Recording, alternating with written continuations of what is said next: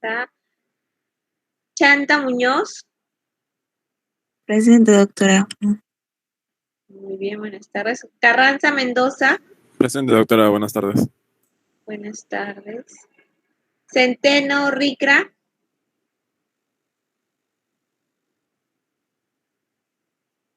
Correa Mejía.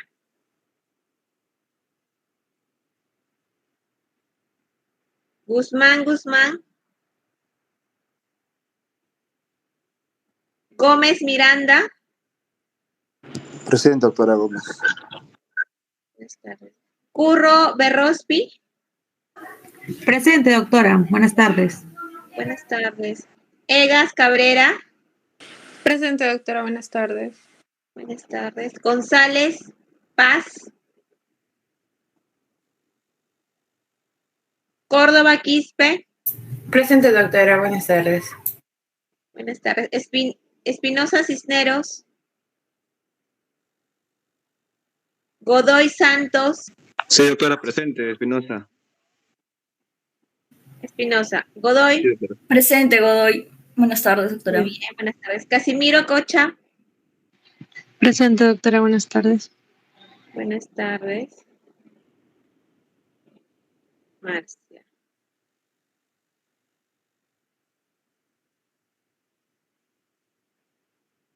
Céspedes Valverde. Presente, doctora. Buenas tardes. Buenas tardes. Castillo. Presente, Leo. doctora. Buenas tardes. Buenas tardes. ¿Alguien falta llamar? A mi doctora. ¿Apellido? Centeno. Centeno Ricra. Ya.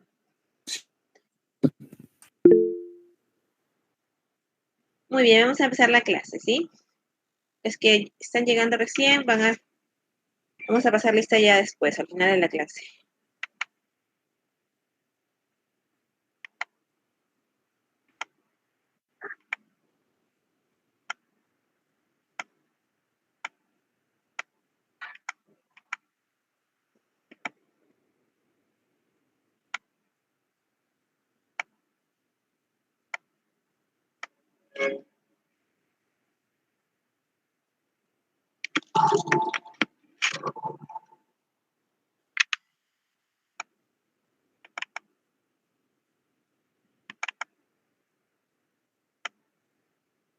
Para el día de hoy tenemos las 3 clases. Hernia inguinal,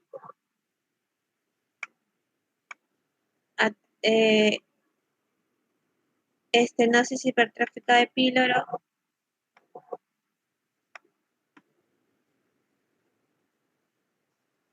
Muy bien, vamos a empezar con hernia inguinal. ¿Me confirman, por favor, que se vea mi pantalla?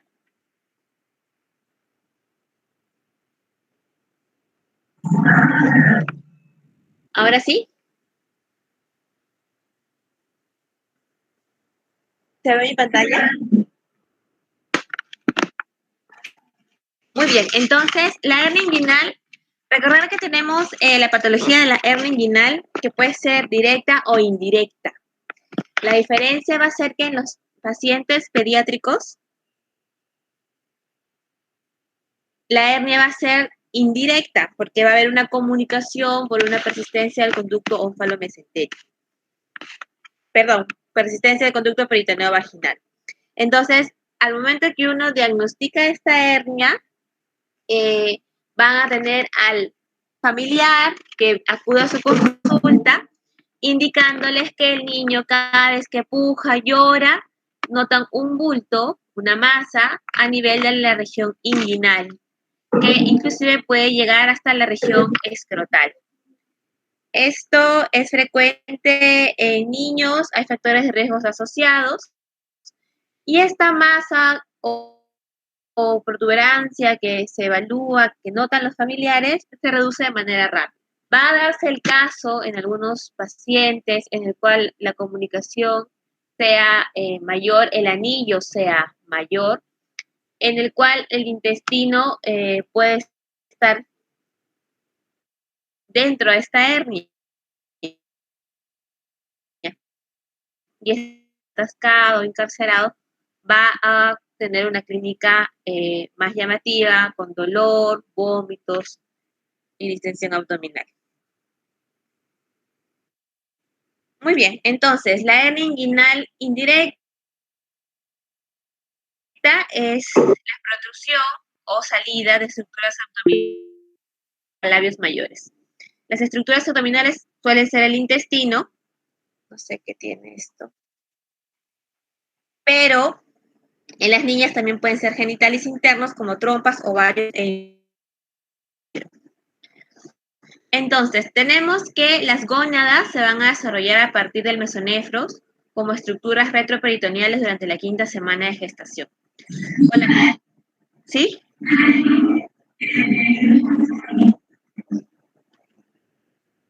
A ver.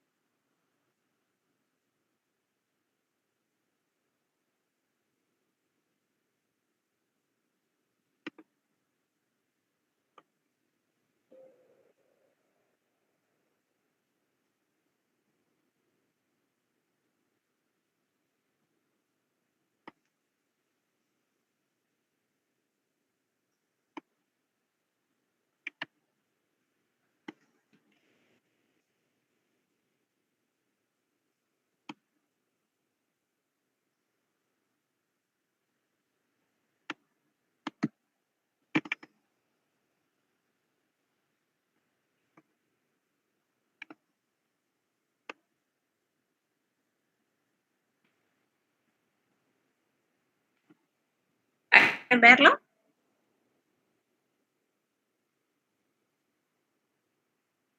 ¿Se ve mi pantalla? ¿Qué dice biología? Sí, ya. Muy bien, entonces, como les iba diciendo, las gónadas se van a desarrollar a partir del mesonefros como estructuras retroperitoneales durante la 5ª semana.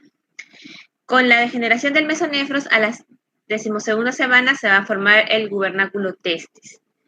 A partir de la 28ª semana, el testículo va a descender por el proceso vaginal hasta ubicarse en el escroto, que como saben es el lugar donde tienen que localizarse los testículos para desarrollarse de manera adecuada. Este escroto va a descender sobre la guía del gubernáculo testis, donde la presión intraabdominal y la acción de la hormona dihidrotestosterona hacen que se cierre este conducto, este proceso vaginal. Normalmente se cierra antes del parto, a veces puede ser hasta después.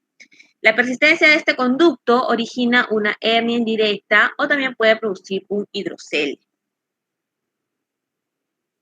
Entonces, después de que los testículos caen dentro del escroto, el proceso vaginal se atrofia y se cierra, formando la túnica vaginal que yace debajo del testículo en el escroto. Cuando esto no sucede, el líquido desde el abdomen o un órgano abdominal, usualmente los intestinos, puede salir a través de este anillo inguinal y puede producir el abultamiento o la masa que estamos comentando. Este proceso vaginal puede extenderse parcialmente desde el canal inguinal o completamente dentro del escroto. Entonces, aquí vemos, por ejemplo, la imagen de un recién nacido con una hernia inguinal bilateral, ¿no? Vemos que es de sexo masculino, aquí se encuentra el pene, y la hernia inguinal llega, tenemos una comunicación, un anillo inguinal amplio por donde están saliendo los intestinos, y es muy evidente que es una hernia inguinal, ¿no? Entonces, estos intestinos, en teoría, uno debería reducirlos para que regresen a la cavidad abdominal. Si es que estos intestinos no regresan y se quedan encarcelados a este nivel de la región inguinal e inguinoescrotal, podemos tener problemas como perforación intestinal. Entonces, la incidencia de esta patología, 90% de neonatos nacen con el conducto peritoneo vaginal permeable. Al año de vida, solamente un 40% está permeable y 1 o 2% van a presentar clínicas. Más frecuentes en prematuros y en bajo peso al nacer. Es más frecuente en varones en un 30%, en mujeres en un 2%, y 60% van a tener una hernia inguinal indirecta sincrónica. Como mencioné, más frecuente en sexo masculino y más frecuente en lactantes. Se va a presentar una hernia inguinal indirecta derecha en 60%, izquierda 30% y bilateral en un 10%. Entonces, ¿cuáles van a ser los factores de riesgo para una hernia inguinal? Aquellos pacientes con displasia broncopulmonar que van a requerir ventilador mecánico por largo tiempo, antecedentes de uso de corticoides durante la gestación, baja edad gestacional, bajo peso al nacer y antecedentes de anemia, hemorragia intraventricular, persistencia del conducto, el conducto y apnea. Muy bien, entonces en esta gráfica vamos a observar las diferentes patologías que tenemos debido al mal cierre del conducto peritoneo vaginal. Recordar que este conducto se va a cerrar de proximal a distal. ¿Qué sucede? Por ejemplo, si este conducto persiste abierto y hay una comunicación, vamos a tener que el líquido de la cavidad intraabdominal puede llegar a nivel del escroto y formarse un hidrocele de tipo comunicante. Aumenta la presión intraabdominal, aumenta el hidrocele y aumenta el tamaño del escroto por el líquido que va a haber dentro. En cambio, en la figura B tenemos de que aquí hay una comunicación y hay protrusión de haces intestinales. Esto ya es una hernia inguinal. Cuando esta comunicación, este conducto peritoneo vaginal llega hasta nivel del escroto, estas asas por ende pueden llegar a nivel escrotal, como vimos en la imagen del lactante, en el cual la hernia inguinal, el intestino llega hasta nivel escrotal. En la imagen D vamos a observar que puede presentarse ambas patologías, tanto hidrocele, ustedes van a evidenciar un aumento del tamaño a nivel del escroto y un aumento del tamaño a nivel de la región inguinal. Hay una hernia inguinal y un hidrocele. Muchas veces cuando hay un defecto en el cierre, se cierra la parte proximal y la parte distal, faltando la parte media del conducto peritoneo vaginal, puede formar un quiste de cordón. Y tenemos finalmente la imagen F, que es un hidrocele también comunicante. Muy bien, entonces el hidrocele, para que sepan, tenemos hidrocele no comunicante y comunicante. El no comunicante va a involucionar en el primer año de vida, se presenta en menos de 1% en niños menores de 1 año y se va a ver positivo a la transiluminación. El hidrocele comunicante, este se espera entre el primer y segundo año para resolución espontánea, la cual es alta. Si es que pasando los 2 años persiste el hidrocele, el tratamiento es quirúrgico. Existe también el hidrocele adquirido, que es poco frecuente en la población neonatal, pero está asociado a tumores intraabdominales, traumas o procesos inflamatorios. Y como mencioné, el quiste de cordón, que se forma en el tercio medio del conducto inguinal o también en el labio mayor en las mujeres. ¿Cómo se va a presentar el paciente que tenga una hernia inguinal? Va a acudir, traído por los padres, presentando un abultamiento o tumoración en región suprainguinal o canal inguinal, que puede llegar hasta escroto o labios mayores, de diferente tamaño. Esa tumoración va a ser reducible al reposo. Cuando llora o aumenta la presión intraabdominal, se va a hacer más evidente. Muchas veces en el examen físico les pedimos al paciente que se pare para que aumente la presión intraabdominal y sea más evidente este abultamiento. Existe el signo de guante de seda, que cuando uno palpa a ese nivel de la región inguinal, siente el cordón dentro de esta región inguinal y aumento de volumen. Cuando hay una evolución de esta patología, va a presentar vómitos, distensión abdominal, dolor y puede llegar inclusive a la obstrucción intestinal cuando estamos hablando de que la hernia está encarcerada o estrangulada. Estos términos de encarcerado o estrangulado los vamos a ver más adelante. Diagnóstico diferencial de hernia inguinal, criptorquidia, cuando un término que ya no se utiliza, que es testículo no descendido. Muchas veces el testículo no descendido, normalmente los testículos tienen que estar a nivel del escroto. ¿Para qué? Para que se desarrollen de manera adecuada, con una temperatura adecuada y haya una producción de testosterona normal. Cuando los testículos no están a nivel del escroto, pueden estar en todo el trayecto de la región inguinal y muchas veces pueden causar duda respecto a si es o no una hernia inguinal. Por ende, es el diagnóstico diferencial. El hidrocele, adenitis inguinal cuando hay inflamación de los ganglios y el quiste en las niñas. todo paciente con diagnóstico de hernia inguinal, el tratamiento es quirúrgico. No es una emergencia a menos que los intestinos tengan una hernia con sufrimiento intestinal, una hernia estrangulada. Si no, se diagnostica y se prepara el paciente con los exámenes necesarios, hemograma, perfil de coagulación. Y muchas veces, cuando hay una hernia inguinal izquierda, se solicita la ecografía de la región inguinal bilateral para descartar que no haya una hernia inguinal del lado derecho. Recuerda que lo más frecuente es hernia inguinal derecha. El tratamiento quirúrgico puede ser laparoscópico o abierto. Lo que se hace básicamente es identificar el saco, los elementos nobles en el caso del varón, los vasos, el conducto deferente. Se abre el saco y se identifican estructuras. Muchas veces puede haber epiplon dentro del saco, asas intestinales. Estas asas se tienen que regresar a la cavidad abdominal y se cierra con punto transfixiante este saco. Finalmente se cierra por plano celular subcutáneo y piel. Las técnicas laparoscópica, cuando uno entra a través de la laparoscopía, va a entrar por la cavidad abdominal y va a ver este anillo. Este anillo es el anillo profundo, más superficial está el anillo superficial, y a través de este anillo es por donde salen las asas intestinales, el líquido, el epiplo, ovario en caso de mujeres o trompa. Esta es por la persistencia del conducto peritoneo vaginal. Lo que se hace en la técnica laparoscópica es infiltrar con lidocaína a ese nivel y ponerle puntos y posteriormente se jala para cerrar esta laparoscópica, y cuando hacemos vía abierta es a nivel de la región inguinal. Identificamos el saco, el cual es este de acá, y se liga. Mientras que en la laparoscópica se cierra el anillo. Ambos lo que queremos es cerrar la comunicación. ¿Cuáles son las complicaciones propias de la evolución del hernia inguinal? Y tenemos complicaciones postoperatorias.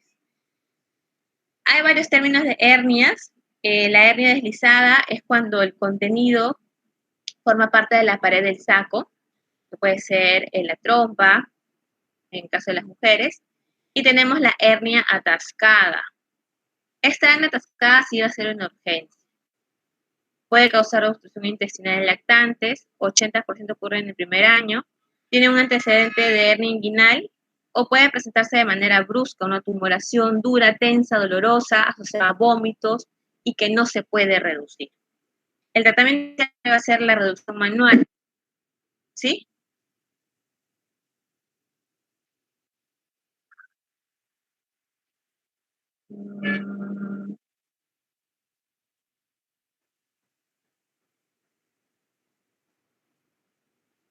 ¿Se ve ahora sí?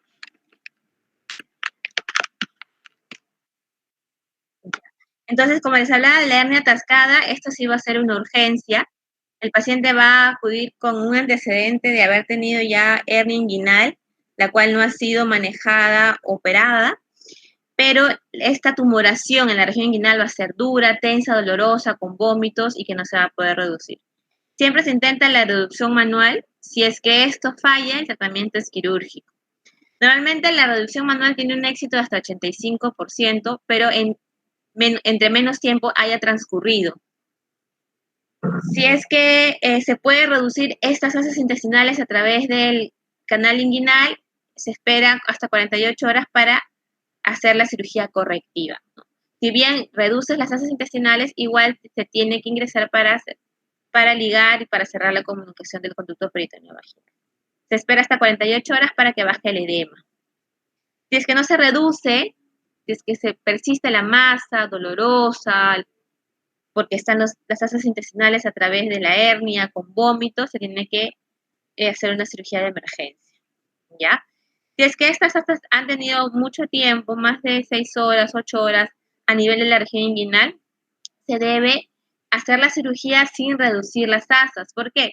Porque puede haber sufrimiento en estas asas intestinales. Entonces, lo ideal es el paciente anestesiado, se hace la cirugía y se identifican las asas que están dentro del canal inguinal para ver si es que ha habido algún tipo de sufrimiento. Si es que ha habido sufrimiento, necrosis, se tiene que hacer la resección y anastomosis del intestino. ¿Ya? Entonces, ya eso no es una evolución tan favorable en estos pacientes cuando tienen una hernia atascada. Ya la hernia estrangulada es más frecuente en niños y en niñas, y un 25% es por deslizamiento de ovario o trompa. En los niños es menos frecuente, menos del 5%, va a producir gangrena del intestino y es una complicación grave si no se opera de manera temprana. El tratamiento de una hernia estrangulada es cuando el intestino ya está estrangulado, ya no recibe irrigación adecuada, es un tratamiento quirúrgico de emergencia. Se reseca y anastomosis primaria del intestino a través del anillo o la parotomía. Podemos tener el ovario infartado y lesiones del conducto deferente durante la cirugía.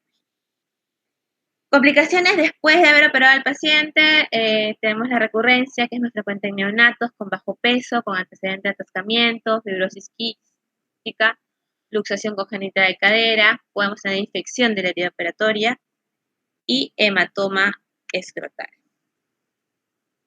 Muy bien, ¿alguna pregunta?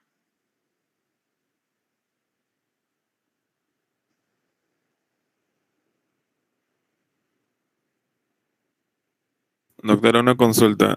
Eh, de esta enfermedad también puede tener diagnóstico diferencial con un linfangioma. Es poco frecuente porque esta masa es una masa que sale con maniobras de Valsalva y que reduce de manera espontánea, diferente al linfangioma que es una lesión permanente. Ah, ok, doctor.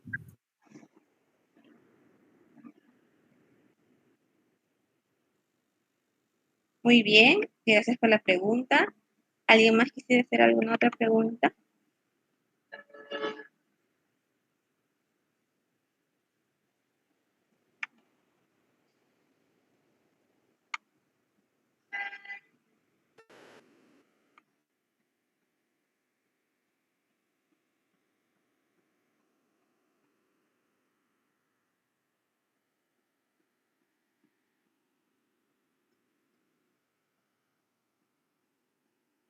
Muy bien, vamos a continuar con el tema de invaginación o intususcepción, que es como lo conocen más frecuentemente.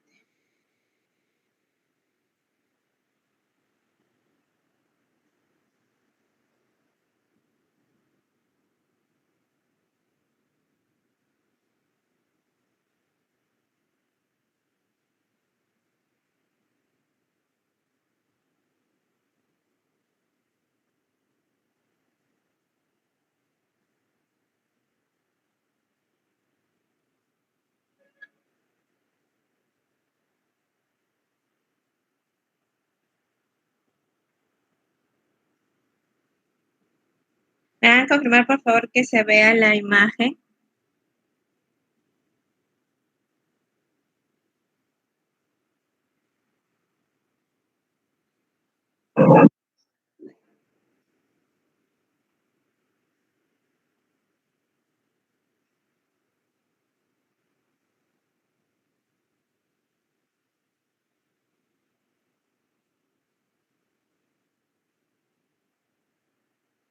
¿Ahí se ve?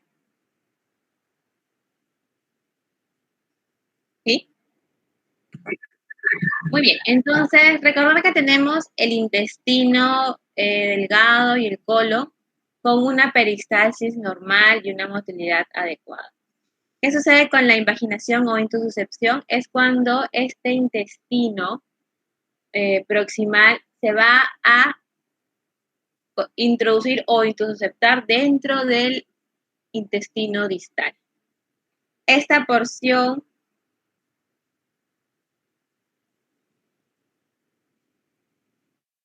que está ingresando es el intususceptum y lo que recibe es el intususceptium. ¿Sí? Lo que ingresa es el intususceptum.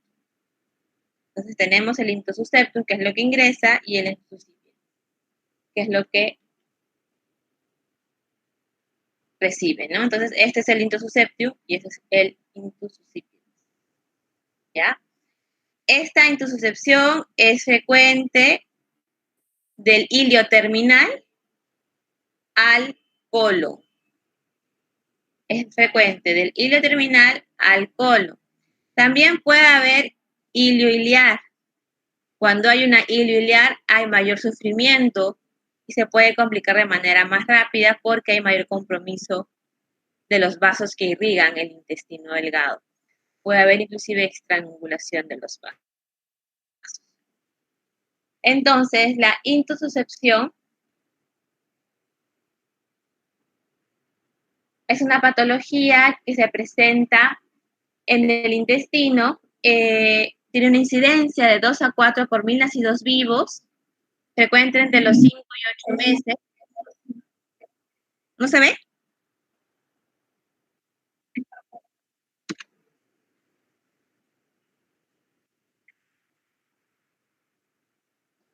Muy bien. Es frecuente entre los 5 y 8 meses, más de un 50% en menores de un año en pacientes pediátricos eutróficos con buen peso. Es de las causas más frecuentes de obstrucción intestinal en lactantes y preescolares. ¿Ya? Entonces, esta obstrucción es una causa de obstrucción en lactantes y preescolares. Va a estar asociado a adenovirus y rotavirus en un 50%. Vamos a tener de dos tipos, el idiopático y de la causa orgánica. El idiopático es más frecuente en lactantes. A mayor edad es más probable que la causa sea orgánica. Entonces tenemos la invaginación intestinal, que es iliocólica, más frecuente, como les mencionaba, en un 80%. Puede ser secocólica, que quiere decir que el ciego se introduce dentro del colon ascendente. Puede ser ileoilial, colocólica y yeyunal, que es más rara. Por ejemplo, acá vemos la imagen de la mucosa del intestino, y esto puede ser la causa orgánica de una intussuscepción en un paciente pediátrico escolar, o sea, un niño más grande, ¿no? Esta pólipo, esta lesión vendría a ser la cabeza de la invaginación. Esta cabeza de la invaginación va a introducirse dentro del intestino distal y va a ir jalando toda la mucosa y toda la pared del intestino delgado. Entonces, recordar que cuando tenemos pacientes pediátricos escolares, la causa de la invaginación es más frecuente que sea causa orgánica. En la intususcepción prenatal tenemos causa de atresia intestinal ileal. Puede causar una obstrucción.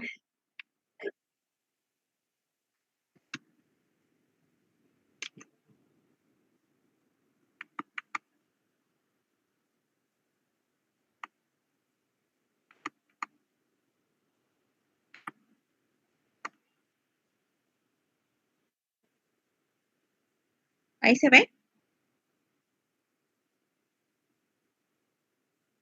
¿Se puede ver? Muy bien. Entonces, en la edad prenatal, la causa de atresia intestinal ileal puede ocasionar obstrucción intestinal al nacimiento y va a estar asociado a ascitis o a peritonitis meconiana. Cuando ya es neonato, es menos de 1% en prematuros y neonatos. Puede ser múltiple sin causa patológica evidente. Se debe descartar duplicación cística, divertículo de Meckel invertido, pólipos, y puede estar asociado a vacuna de rotavirus.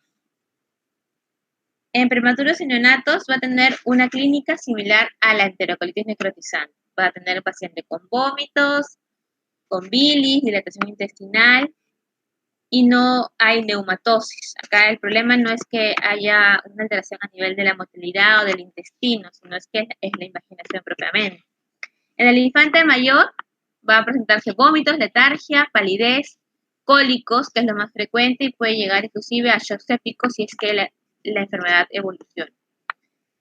Puede palparse masa abdominal, puede ser palpable y puede evidenciarse sangre en las deposiciones. Puede haber hematoquesia o deposiciones en jarabe grosero. Que haya una protrusión transanal es raro. En estos casos hay que descartar prolapso rectal. Existe tratamiento quirúrgico y no quirúrgico. El tratamiento no quirúrgico es con la reducción hidrostática o enema con bari. Pero esto no se debe hacer cuando el paciente tiene más de 24 horas y cuando no es causa orgánica. Tratamiento quirúrgico, cuando hay una evidente peritonitis o septicemia, cuando hay una falla en el tratamiento con la reducción hidrostática o enemas, o cuando hay recurrencia precoz o múltiple. ¿Cuál va a ser la triada clásica de esta patología de invaginación? En un 25% van a presentar vómitos, dolor abdominal y hematoquesia. Es lo clásico. Vómitos, dolor abdominal y hematoquesia. Hay un dolor abdominal tipo cólico, se puede palpar una masa, que es la zona que se ha invaginado. Puede haber letargia, la hematoquesia, vómitos, y el paciente tiende a elevar las piernas. La posición de las piernas es, paciente lactante eleva las piernas y le calma levemente el dolor. Cuando el diagnóstico es tardío, va a haber necrosis intestinal, perforación y ortosis. Existen formas atípicas hasta en un 10 a 20%, en el cual la clínica es incompleta. Solo presenta llanto, solo palidez, no hay vómitos, hay hematoquesia. Es una clínica no tan florida, ¿no? No hay dolor, vómitos y hematoquesia como es lo más frecuente. Y hay formas engañosas como hemorrágica, pseudomeningia, oclusiva, postquirúrgica. Esas no las vamos a ver. En el examen físico tenemos que tener al paciente idealmente tranquilo, que no llore. Cuando los pacientes pediátricos lloran, el abdomen lo ponen tenso y no se puede evaluar. Es difícil distraer al paciente pediátrico, pero lo ideal es que esté tranquilo, que no llore para que no ponga el abdomen duro, tenso. Cuando tenemos al paciente relajado, vamos a evaluar si es que tiene presencia o no el signo de Dance. El signo de Dance es cuando el cuadrante inferior derecho está vacío. ¿Por qué? Porque, como sabemos, lo más frecuente es una invaginación ileocólica. Entonces, el ilio va a estar dentro del colon y el cuadrante inferior derecho se va a palpar vacío. A mayor duración de los síntomas, mayor sangre oculta. ¿Por qué? Porque si ya tiene el paciente más de 8, 12, 24 horas el intestino delgado invaginado, hay mayor tiempo de sufrimiento intestinal y por ende hay mayor riesgo de sangrado y sangre con deposiciones o hematoquesia. El paciente va a estar deshidratado porque no va a comer, va a estar vomitando, puede comenzar a hacer translocación bacteriana. Y cuando hay una intususcepción en ano, eso no se debe reducir. Siempre se palpa, se hace tacto rectal y se va a evidenciar que hay un tono adecuado y la mucosa está rosada. El problema no es el recto, sino el problema es ileocolónica en lo más frecuente. ¿Qué examen de imagen solicito? La ecografía. La ecografía es el gol estándar y nos va a ayudar para terminar esta patología. En la ecografía tenemos el corte transversal con un diámetro superior a 3 centímetros, con una corona periférica hipoecogénica y centro hiperecogénico. Es la lesión en diana o lesión en dona. Entonces tenemos, ¿por qué tenemos con corona periférica hipoecogénica e hiperecogénica? Porque hay doble mucosa. En el corte longitudinal tenemos el signo del pseudorriñón, que es este de acá. Capas hipoecogénicas e hiperecogénicas sobrepuestas, ¿no? De igual manera es como si uno estuviera viendo lateralmente al riñón, al intestino, y ve que está capas hiper e hipoecogénicas una sobre otra porque hay intestino dentro de un intestino más grande. La ecografía Doppler podemos ver que hay disminución de la irrigación porque este intestino que está invaginado va a comenzar a tener sufrimiento. En la radiografía podemos tener el signo de muelle enrollado. Este es un signo de la creciente en radiografía de abdomen por invaginación a nivel del ángulo esplénico del colon, ¿no? Hay un silencio del colon distal porque ya no hay un adecuado pasaje de aire. El enema de Vario nos puede ayudar, pero no es un estudio que se haga de manera rápida e inmediata. En este caso, se va a través del recto instilar, se va a colocar una sonda, se pone contraste, y esto va a pintar el recto, el sigmoides, el colon descendente, ángulo esplénico y el transverso. Como ven, hay una imagen redondeada o en copa, que es donde empieza la invaginación. O sea, hasta ahí ha llegado la invaginación y por eso es que ya no puede progresar el contraste hacia el ciego. Este enema de bario nos permite ver una imagen en copa, salchicha o menisco. No se debe hacer cuando ya hay dolor, cuando sospechamos de que ya hay una perforación intestinal, cuando ya hay peritonitis o cuando ya tiene mucho tiempo de evolución. Porque si uno coloca contraste y hay una perforación, este contraste puede llegar a cavidad abdominal. Entonces, este estudio de enema de bario no se realiza con mucha frecuencia ni tampoco se debe hacer cuando hay muchas horas de evolución. El estudio de imagen ideal para este tipo de patologías es la ecografía.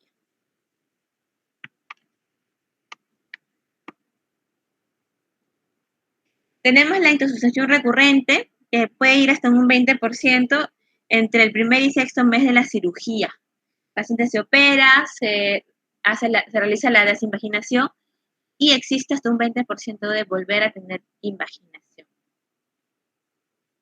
Cuando el tratamiento es ileal, el tratamiento siempre es quirúrgico, no se puede hacer con reducción hidrostática. El tratamiento quirúrgico tiene un 1-3%, reducción neumática o hidrostática tiene una recurrencia de hasta 10 a 15%. Lo que nos habla de que la reducción neumática, la recurrencia es mayor.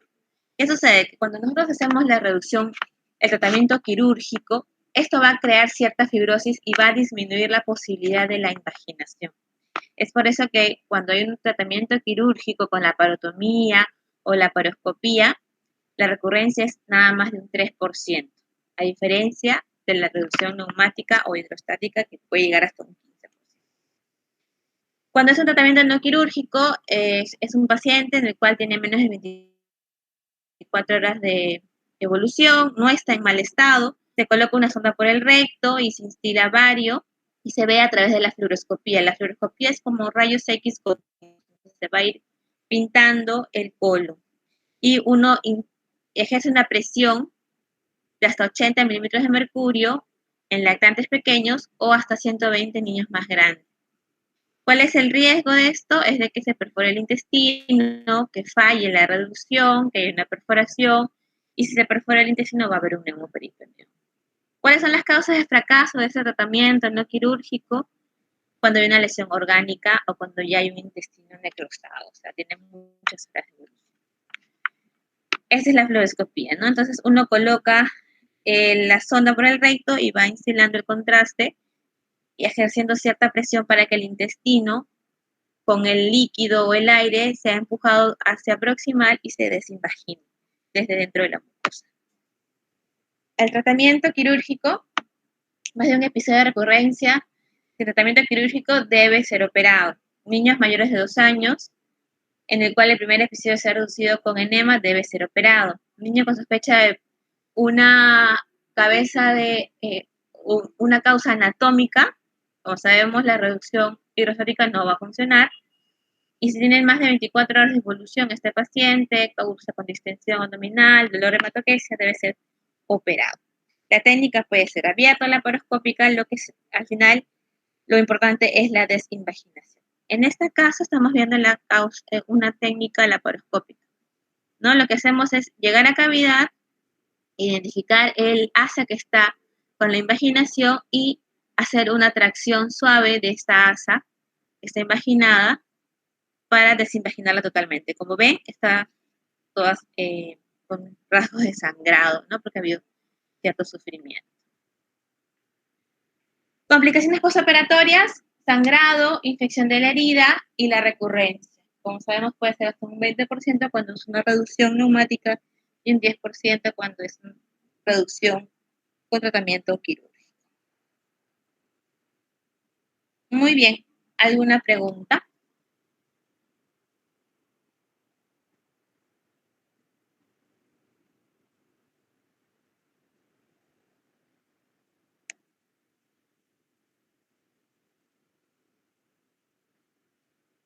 ¿Alguna pregunta, chicos?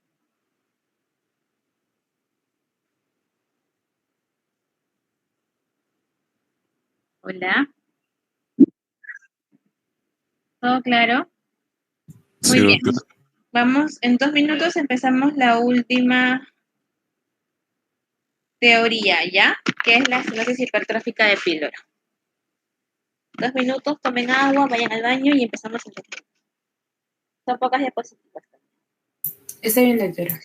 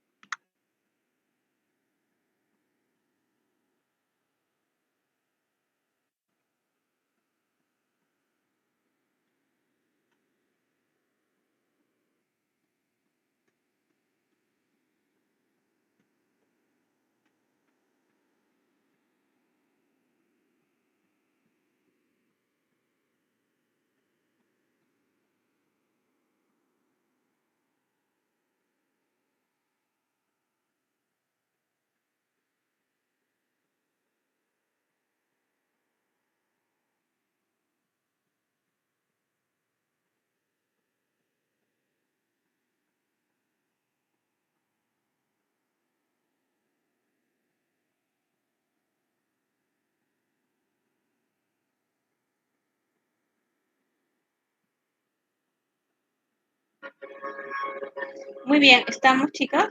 Para empezar la última clase.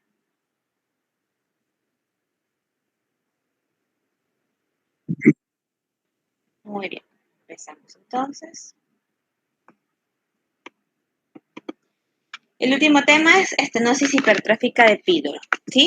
Esta es una patología que también tenemos que conocer en pacientes pequeños lactantes neonatos, ¿ya? Esto no se ve en escolares, esto es en neonatos y lactantes. Entonces, tenemos una incidencia de 1 en 1000, más frecuente en varones, pacientes inicialmente eutróficos. Si es que hay un diagnóstico tardío, ya el paciente comienza a perder peso, pero normalmente acuden a la emergencia con horas de evolución, máximo un día. Entonces van a estar bien nutridos. ¿Qué sucede aquí? Hay una hipertrofia e hiperplasia de la capa muscular circular a nivel del píloro con edema progresivo de la mucosa. Puede estar asociado a ingesta de macrólidos por la madre y la clínica va a presentar vómitos postprandiales no biliosos. Recuerden que es el píloro y en el píloro todavía no hay jugo biliar. Entonces, vómitos postprandiales no biliosos. Puede prestar ictericia hasta en un 8%, va a estar deshidratado porque está vomitando. Conforme pasan las horas, los días, va a haber pobre ganancia ponderal y el paciente va a tener una alcalosis metabólica, hipoclorémica, hipocalemia. Bajo cloro, bajo potasio. La presentación es entre los 3 semanas y los 3 meses, con un tiempo de enfermedad que puede llegar hasta 2 semanas de vómitos no biliosos. Normalmente las madres acuden a emergencia con un tiempo de enfermedad de 12, 24 horas, ¿no? Dos semanas es un poco tardío. Puede haber acidosis paradójica como respuesta renal, va a haber una contracción de la volemia y una alcalosis metabólica progresiva.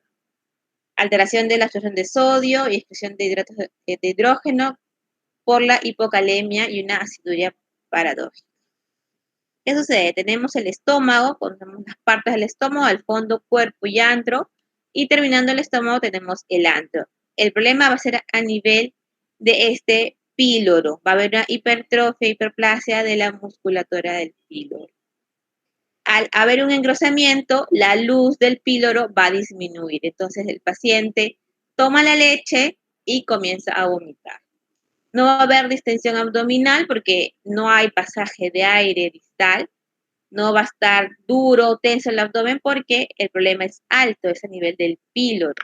Los vómitos son lácteos porque a esa edad solo toman leche, no hay comunicación con la bilis porque la bilis está todavía a nivel de la segunda porción del duodeno. Por eso son vómitos lácteos postprandiales no biliosos. ¿Ya? Normalmente el píloro va a medir entre 1 y 1.5 centímetros de diámetro y 2 a 2.5 de longitud. Puede aumentar de tamaño hasta 3 centímetros de longitud y 3 centímetros de diámetro. En el diagnóstico, como sabemos, clínica, paciente, neonato lactante que acude por vómitos lácteos que son no biliosos.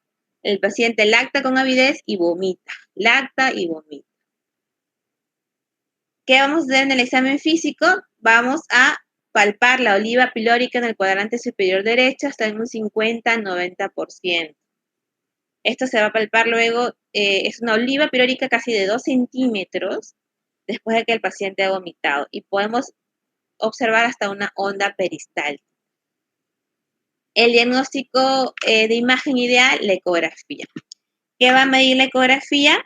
El tamaño del píloro. La pared de 3 milímetros, la longitud transversa más de 14 milímetros y la longitud total del canal pilórico en 16 milímetros. Y se va a evidenciar el signo de la cuerda. Que la vamos a ver aquí. En la radiografía vamos a tener una elongación del canal pilórico, que es el signo de cordel, y una compresión del antro por la porción proximal del músculo hipertrófico o pico pilórico. Se puede solicitar un tránsito esófago gastroduodenal, por eso es un estudio contrastado, el cual no se solicita de manera rápida por emergencia. Todo estudio contrastado demora. cuando sospechamos de estenosis hipertrófica de píloro, el estudio de imagen ideal es la ecografía. Entonces, acá tenemos, por ejemplo, la imagen del píloro engrosado. Estas son las paredes engrosadas del píloro, del músculo, y este es el canal. Entonces, se ve que hay un engrosamiento. Y esto no permite que haya un pasaje adecuado del contenido gástrico, ¿cierto? Este es el estudio contrastado en el cual pueden ver que hay un escaso pasaje a nivel del píloro. Entonces, el estómago con contraste y hay un escaso pasaje de píloro, una elongación del canal pilórico, el signo de Z. Son estudios que ya no se suelen solicitar el estudio contrastado. La ecografía sí, es lo que siempre se pide en emergencia cuando viene un lactante con la clínica mencionada.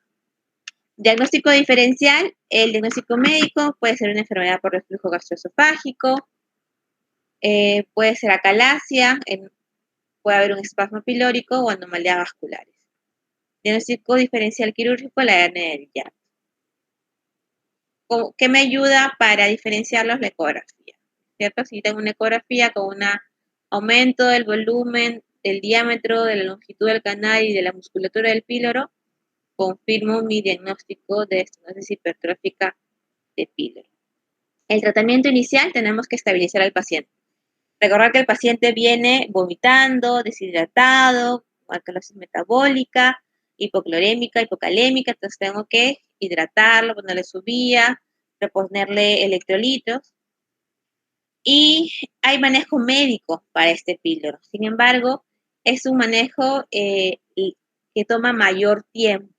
En estos pacientes se puede manejar la hipertrofia de píloro con sulfato de atropina a 0.2 miligramos por kilo cada 4 horas por 3 días, con una efectividad de 70%.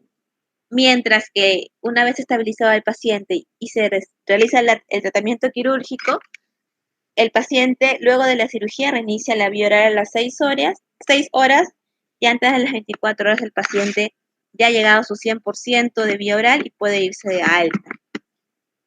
El tratamiento es más efectivo, el tratamiento quirúrgico, menos tiempo hospitalizado, mayor efectividad.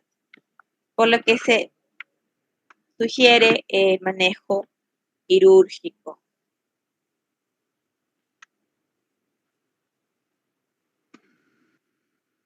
Entonces, estabilización del paciente, le puedo colocar sonda nasogástrica para descomprimir el estómago, ¿sí? Corregir el medio interno, cloruro en bolo a 10 a 20 mililitros por kilo, dependiendo de qué tan deshidratado esté. Y calium para iniciar la diuresis. Al inicio de la diuresis, ¿no? Una vez que el paciente está orinando, le puedo dar calium. Recordar que tiene una alcalosis metabólica, hipoclorémica, hipocalémica. La cirugía puede ser cirugía abierta o laparoscópica. Hay diferentes zonas de incisión. Puede ser transversa, puede ser a nivel de línea media, supraumbilical.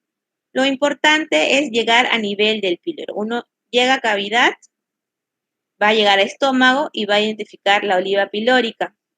Va a hacer una incisión a través del músculo y con la pinza de Benson, que es esta de aquí, como palitos de golf, apertura la musculatura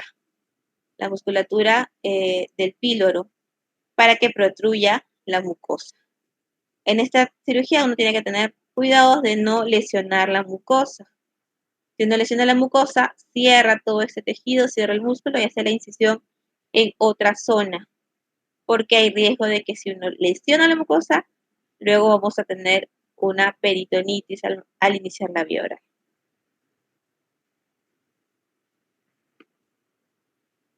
La cirugía laparoscópica tiene la misma, se debe realizar lo mismo, tenemos que tener cuidado con la presión. Como es neonato o lactante, la presión debe ser baja, a 12 milímetros de mercurio, con un flujo de 3 litros. Y de igual manera se hace una incisión de la unión gastrodenal hacia proximal de 2 centímetros y separación con la vaina de bisturí y separador pilórico. El inicio de la vía oral. Una vez que ya se ha operado al paciente, se debe iniciar la vía oral con dextrosa. ¿Por qué? Porque si es que el paciente se aspira, la dextrosa tiene menos riesgo de neumonía, de lesión pulmonar. ¿Qué sucede? Cuando hay una aspiración, cuando el paciente se aspira tomando leche, la neumonía que puede tener es una neumonía química. Entonces, en estos bebés se inicia la vía oral con dextrosa porque tiene menos riesgo de neumonía química. Inicialmente hay nada por vía oral 6 horas, luego se inicia con 15 cc y se aumenta cada 30, 60 hasta 5 administraciones. A las 12 horas de la cirugía ya se inicia con leche. Si el paciente vomita, se esperan 2 horas de reposo gástrico y se reinicia la misma cantidad. Si vuelve a vomitar, o sea, si vomita ya 2 veces, queda en NPO y se inicia desde 15 cc nuevamente con dextrosa. Si hay perforación de la mucosa, recuerda que la cirugía es solamente apertura de la musculatura del píloro. Si se perfora la mucosa, se espera hasta 5 días para iniciar la vía oral. Entonces, estos son los esquemas de iniciar la vía oral. Por ejemplo, con 15 cc se va procesando a veces cada 5, cada 15 y una vez que ya toleraba bien el suero glucosado, la dextrosa, se inicia con la leche materna. ¿Cuáles son las complicaciones de esta cirugía? Dehiscencia de la herida, perforación de la mucosa del píloro, una hernia a través de la incisión o sangrado. Esos son artículos de cómo se puede manejar el píloro recurrente o píloro a través de radiología. Lo que hace radiología es colocar una sonda, una guía a través del estómago hasta el píloro y se insufla un balón como un globito dentro del píloro y esto dilata la mucosa. Pero se ha visto que el tratamiento es apertura de la musculatura del píloro. El problema no es tanto la mucosa, sino el músculo del píloro que está dilatado, hipertrofiado. Entonces, la cirugía ideal es aperturar este músculo. Muy bien. ¿Alguna pregunta?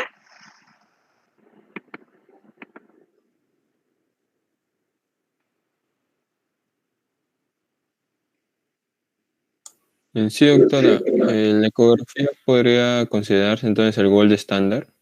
Sí, para estos pacientes de esterosis hipertrófica de píloro sí es el gol estándar. Recuerda que siempre es importante la clínica. O sea, la clínica nos va a servir para guiarnos hacia los síntomas, signos y la evolución de la enfermedad. Cuando ya sospecho, la ecografía me va a hacer definir el diagnóstico.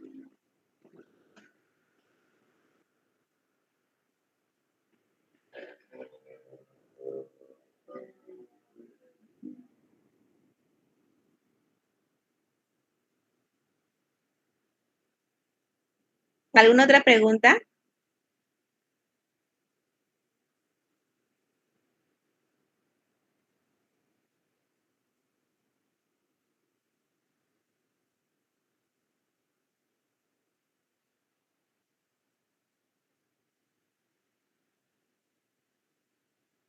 Muy bien, si no hay más preguntas, vamos a dar por concluida la clase.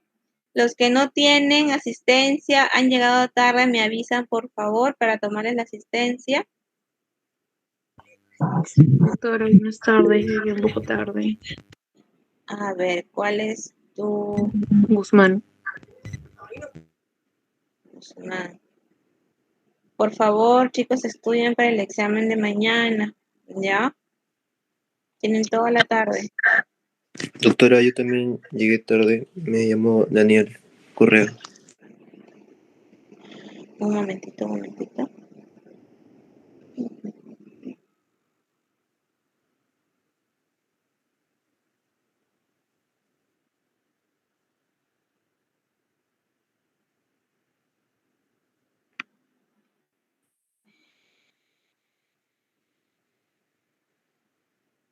Ya, a ver. Correa, ¿no? Sí, doctora.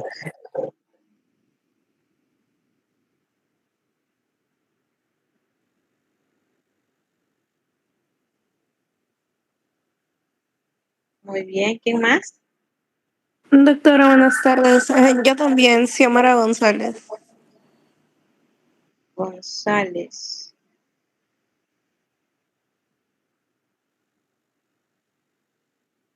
Es alumna de la doctora Flores. Sí, Muy bien. doctora. Tarde.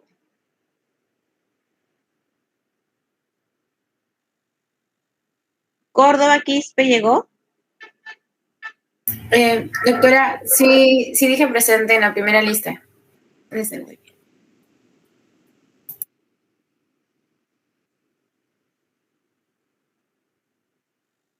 Ya, muy bien. ¿Alguien más falta? Guzmán. Sí, doctora, llegué muy tarde. ¿Me puede considerar, por favor? Muy bien. ¿Y Flores Rojas? ¿Llegó? No llegó. Muy bien. Entonces ya tenemos lista. Muy bien, chicos, por favor, estudien mañana su examen. Eso sería todo. Recuerden que cirugía pediátrica viene para el curso, viene para su CERUM, para el internado, para el ENAM y para la residencia. Entonces, estudien bien. ¿No? Hagan su memotecnia para que se acuerden a largo plazo. ¿Ya? Eso sería todo. Muchas gracias. Gracias. Dime. Ya, yo se lo estoy pasando a la delegada. Gracias.